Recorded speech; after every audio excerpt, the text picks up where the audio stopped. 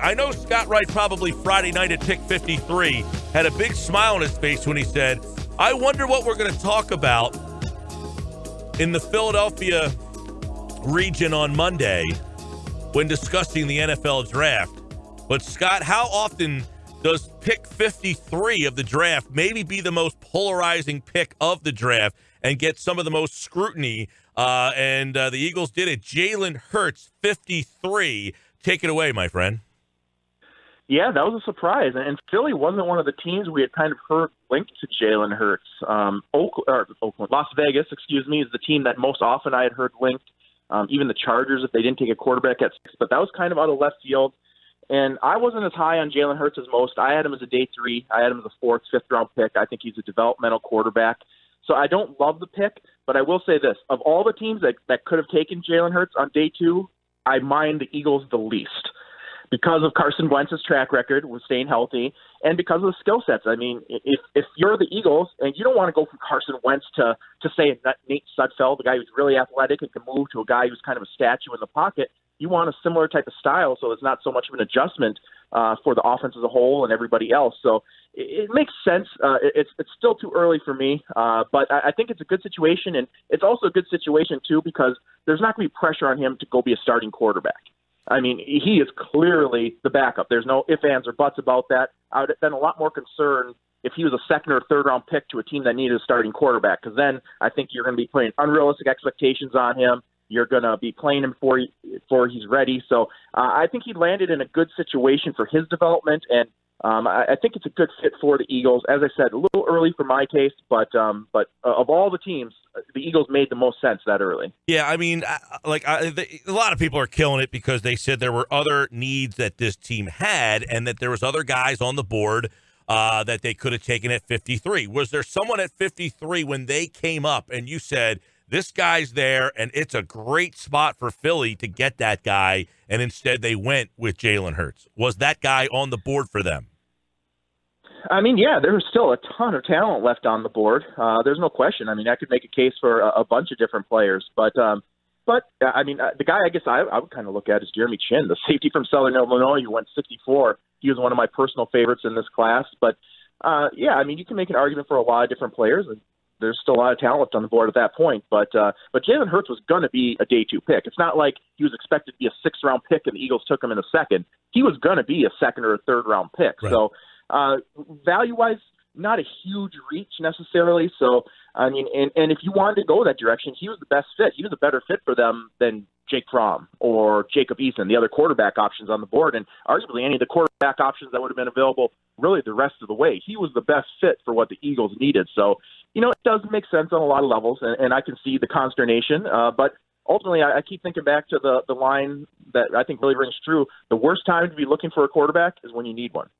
So I think the Eagles did a good job of being prepared, and they put themselves now. And you know, I mean, odds are Jalen Hurts is going to play eventually. Yeah, well, and you know, there's a lot of things that we can kind of dive into on this. Number one, you mentioned that the Eagles weren't linked to him, and that you had him ranked as a lower, not a 2nd-round guy, but. I mean, was there concern from the Eagles possibly that he wouldn't have been there in the 3rd round? Would he have been there, do you think, in the 3rd round had they had taken a guy in the 2nd? And then, I mean, they had a compensatory 3rd-round pick, so they didn't pick in the 3rd round till 103. Were there some concerns that he wouldn't have got to 103? Do you think he would not have gotten to 103? Yeah, I don't think he would have gotten to 103, and I absolutely think that played into it. And we see that in the draft. When teams don't have a pick for a long time, there's a guy they really like, they say, hey, we're going to take him now rather than risk not getting him. And I mean, we even saw that in the 1st round. I think that's one of the reasons the Raiders took Damon Arnett in the top 20 overall, because there's a chance he might have been there in the 2nd round, but they didn't have a 2nd-round pick.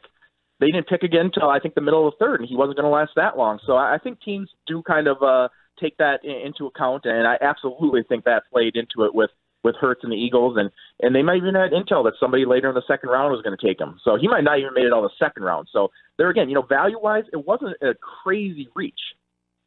Yeah, and I guess that's kind of what a lot of people are scratching their heads about, is saying, look, you didn't need to take him at 53. You could have got him later, but you're suggesting that might not have been the case here. And if you really wanted this guy, that was when you were going to have to get him.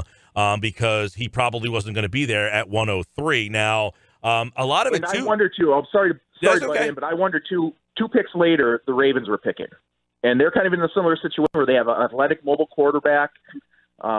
He fits what they do as an organization, so they might have been worried that he might not have made it 3 more picks, let alone another round. Also, Howie Roseman has mentioned a lot regarding how much money the Eagles have put into the backup quarterback spot over the last couple of years with Foles and Chase Daniels. I mean, these guys have gotten paid over $10 million. He is now insinuating, look, we got a guy that we could pay $1.5 million over the next 4 years and now use money to fill some of these holes that the fans want it to be filled in round 2. Absolutely. You have cost certainty there, so it allows you to devote those resources to finding help elsewhere. And the other thing, too, is he's a guy, even if Wentz is healthy, he can still help you. You can use him in certain situations and, take advantage of his unique skill set, whereas Nate Sudfeld's not getting into the game unless he's playing quarterback. I mean, you can get Jalen Hurts in the game in a Taysom Hill type of role or certain packages to take advantage of his skill set. So there's another area where he gives you a little something more than your typical starting or your typical backup quarterback. All right, round 3, Davion Taylor. A lot of people thought this was a little bit of a reach. Guys like that study this like you were saying, all right, he's raw, he runs really well, kind of a hybrid linebacker safety, which is what the Eagles really kind of look for in linebackers. But do you see Davion Taylor helping out a team on the field in 2020? Yeah, I think so. And he was one of the more intriguing prospects in this draft because of his background. Due to religious reasons, he couldn't really play football in high school. After high school, he wound up going the JUCO route. So, he's still a little undercooked, and his best football is still ahead of him. And he's exactly the type of modern-day linebacker you look for. He's undersized. He's only 6'5", 228 pounds, but really fast, legit 4.4 speed, and has that sideline-to-sideline range, that ability to drop into coverage, the explosive athleticism, and also – and the common theme for a few of the Eagles picks, lots of special teams value. I mean, if nothing else, he's going to add depth and really be a stud for them on special teams. And I don't think it was a reach. I think he was going to be a 3rd or 4th round pick. I had him as my number 12 outside linebacker, and I had him in my top 100 overall, I believe, or just outside of it. So I had him as an early round pick, and so I think that was a good fit. And it kind of gives the Eagles a little something different than they've had at the linebacker position in recent years, and it gives them a little bit more speed and athleticism than they're accustomed to having. And the same goes for a pick we'll talk about later, their 6th round pick. But I think that was a good fit. You got upside, but you also, I think, have a pretty high floor. At the very least, you get a special teams ace and a backup quarterback, and or a backup linebacker, and there's a whole lot of upside there as well. All right, Scott Wright, Draft Countdown.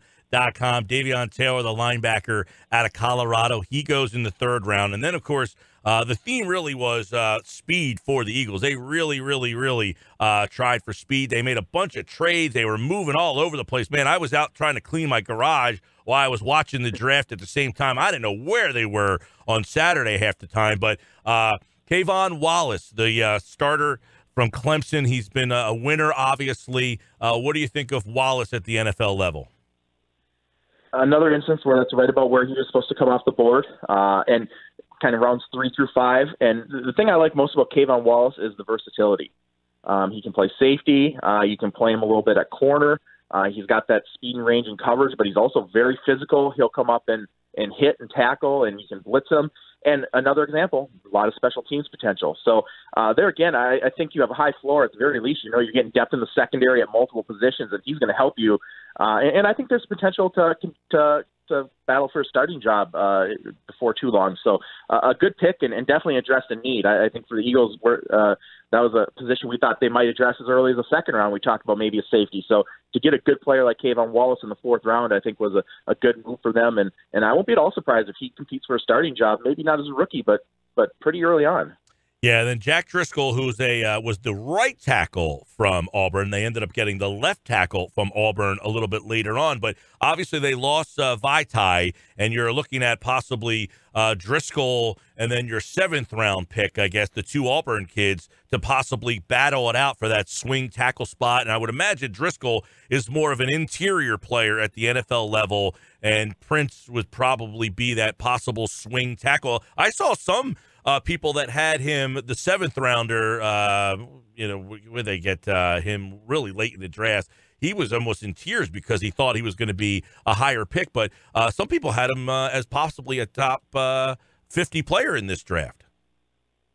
Yeah, I think I, like most people, thought he was going to be a top 100 pick, a second or third rounder coming into the draft, and wound up sliding dramatically because of some medical concerns, and he had a knee issue that kept him out of the Senior Bowl, even though he was down there. So you feel bad for that, but oftentimes when a guy ends up sliding way further than expected on draft day, it's usually a medical issue there that's behind it, and I think that was the case. And I was my number 72 overall prospect, and they got him at 210. So that, to me, that was one of the steals of the draft if he's healthy. And I think Prince Tega Wanago is the guy who's probably going to be more of that replacement for Vaitai on the outside as that swing tackle. Incredible upside. I mean, this guy is a big-time athlete, freakish blend of size and athleticism. So a real nice developmental pick there. And then Driscoll, I think you hit the nail on the head. I think he's probably going to kick inside to guard, even though he played right tackle in college, just because he doesn't have that ideal length you look for in terms of the long arms and the height. But I think he'd be a really good guard. Very athletic, guy you can pull, you can get to the second level. And there again, he was expected to come off the board 4th, 5th round, and they got him in the 4th. So, that's one of the things I look at when I review drafts. Of course, you can't give grades right after. You got to wait 3 years to see how these guys pan out. But right after the draft, I look at two things. Did they get good value for their pick? Did they take the guy where they thought he was going to go or where he was supposed to go generally? And did they address needs? Those are the two variables that I really look for. And I think the Eagles did pretty well on both of those accounts. All right. Now, I know last week you were on the show. We did an extensive conversation on wide receivers. I asked you to give me a couple of guys in each of the, 2nd, 3rd, 4th round. And one of the names that you threw at us was John Hightower, and he ended up getting picked by the Eagles, so a tip of the cap to you, Scott Wright. He was the 168th pick out of Boise State, and on that day, you had explained to us that Hightower was kind of had a Will Fuller vibe to him, so 6'2", 189, a guy who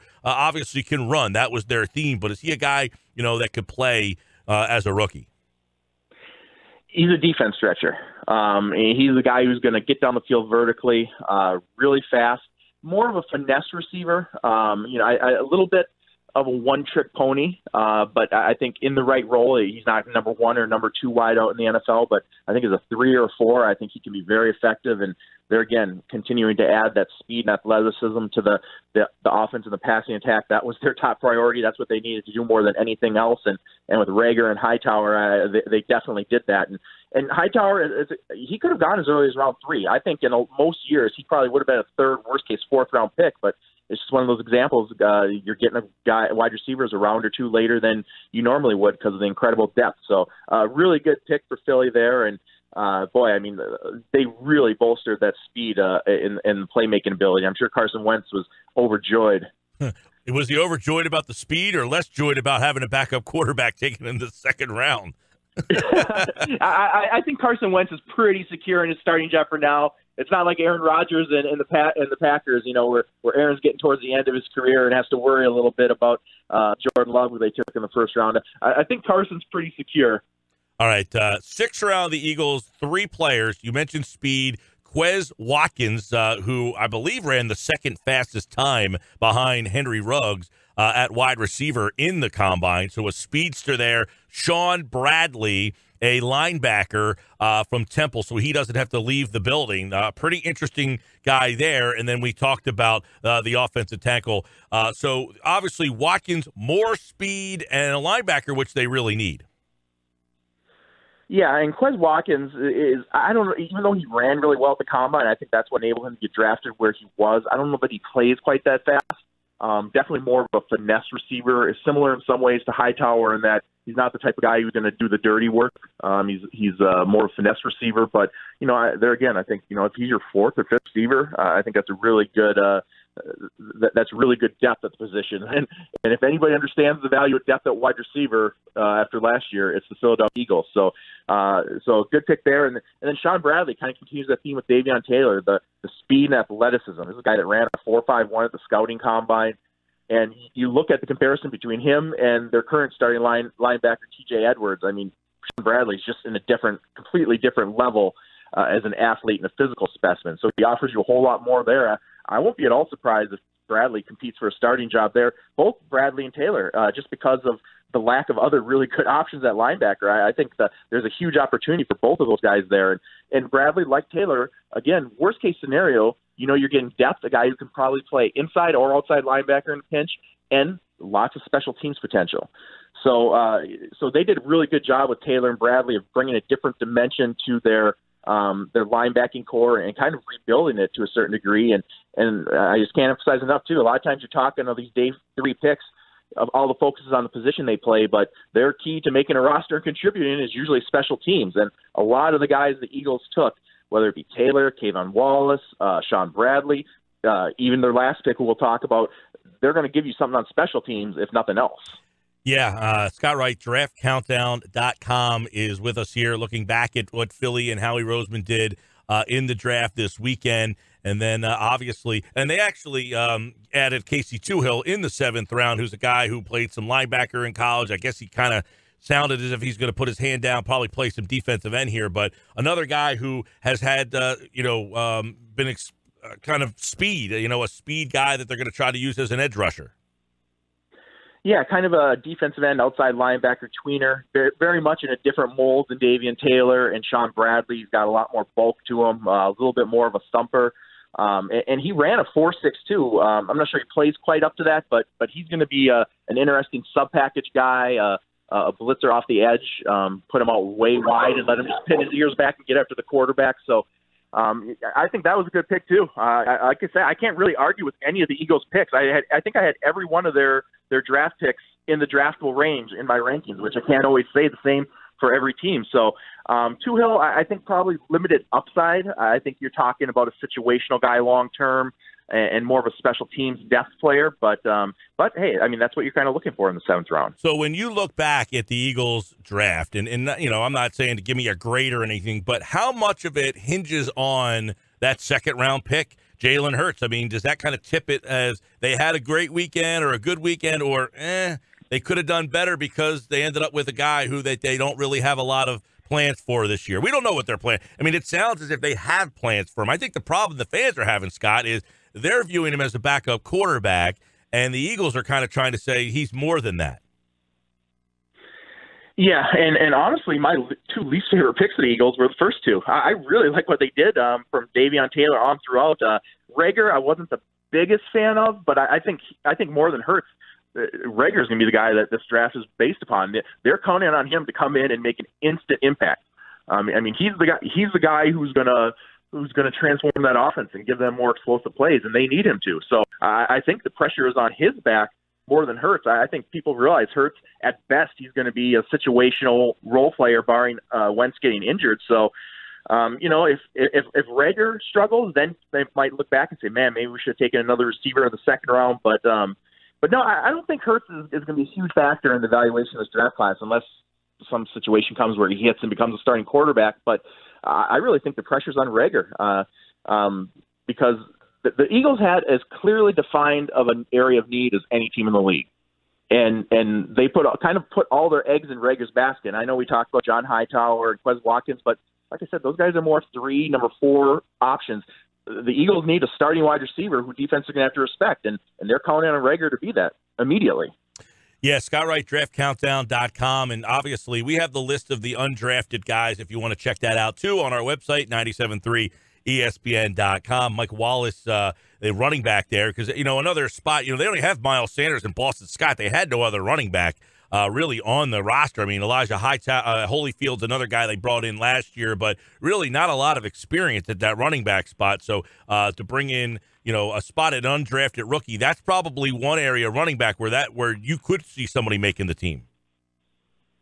Yeah, absolutely. And we see playing examples of that year to year. Look at Matt Breida this past year, what he did for the 49ers. So no question, there's opportunity for undrafted running backs. And, we were a little low on the running back count this year. We were a little under the average. So there were still some really good players who went undrafted. So, yeah, like you said, it's not like the Eagles had a ton of depth at running back. So there's an opportunity for a free agent to come in there and compete for a job. And you know what? Philly had a track record of doing that with running backs. They do a good job of finding guys who fall under the radar at that position. Of the weekends, really, a lot of surprises happened those first couple of nights, but I know you being a student of this draft as much as you are, Scott, was there anything over the weekend that really stood out to you that was either a great spot or a big miss? Yeah, I mean, I could give you stuff in every round. There's things that stand out. One of the biggest surprises was just how well this draft went off. I mean, it kind of went off without a hitch. I mean, if you were watching, you really wouldn't know, other than them bringing up about the world circumstances, that this was such a unique That's year. true. There weren't that many delays, anything like that. So that definitely stood out. I'm trying to think what really stands out. That I guess, you know, the reaches in the first round. I mentioned Damon Arnett going to the Raiders. I think that was probably the biggest surprise of the draft for me. I thought he was going to be more of even a late second round pick. So to see him go as early as he did definitely surprised me. You know, and I guess the other thing is the Dolphins. You know, they had all these draft picks, and the Dolphins did good, but maybe not quite as good as I would have expected. They didn't necessarily take the players I would have expected with each one of their picks. So the Miami Dolphins, I mean, it's all going to come down to how Tua Tagovailoa plays from that quarterback. With all those draft picks, I really thought they could maybe do a little bit more, but we'll see. But yeah, I guess the biggest surprise to me is just how smoothly the whole draft went this year. I wonder, and, you know, for someone like you who follows the draft and watches every single one of them, they kind of insinuated that, hey, there's stuff that happened in this draft that now we can use moving forward that we never thought. I mean, you wonder if you're going to see more elements of this type of draft in future drafts.